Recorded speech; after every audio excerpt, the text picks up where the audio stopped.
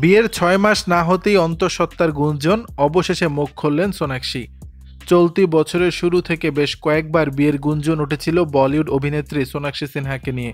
তবে সব জল্পনা উড়িয়ে দিয়ে গত ২৩ জুন সকালে জাহির ইকবালের সঙ্গে আইনিভাবে বিয়ে সম্পন্ন করেন তিনি। বিয়ের ৬ মাস না হতেই চর্চা হতে থাকে অন্তঃসত্ত্বায় অভিনেত্রী। এবার বিষয়টি নিয়ে চরম সত্যি জানালেন সোনাক্ষী সিনহা। কিছুদিন আগের কথা, একটি ক্লিনিকের বাইরে স্বামী জাহিরের সঙ্গে দেখা যায় তাকে।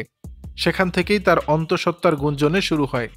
ভারতীয় সংবাদ মাধ্যমের খবর অনুযায়ী কার্লি টেলসের সঙ্গে আলাপকালে বলিউড তারকা বলেন, হ্যাঁ ভাই, এই তো সেদিন জাহিরকে কে যেন শুভেচ্ছাও জানিয়ে দিল। আমি বলতে চাই যে আমি মোটে অন্তঃসত্ত্বা নই, শুধু একটু মোটা হয়েছি। আচ্ছা, আমি কি এই দাম্পত্যটা একটু উপভোগ করব না? এরপর তার স্বামী জাহির বলেন, এই তো কাল থেকেই ডায়েট শুরু হচ্ছে ওর। এদিকে কয়েক মাস আগেও একবার সংবাদ মাধ্যমের মুখোমুখি হয়েছিলেন সোনাক্ষী সিনহা।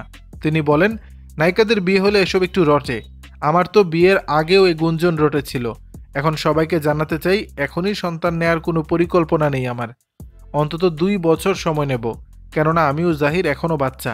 প্রসঙ্গত, বিয়ের পর থেকে দুজনকে বিভিন্ন সময় নানা জায়গায় ঘুরতে বেড়াতে দেখা যায়। কখনো সিঙ্গাপুর, কখনো ফিলিপাইন, আবার কখনো মুম্বাইয়ের রাস্তায় জুটি হয়ে ধরা দিচ্ছেন সোনাক্ষী জাহির। দর্শক, বিষয়টি নিয়ে আপনাদের মতামত জানাবেন নিচের কমেন্ট বক্সে।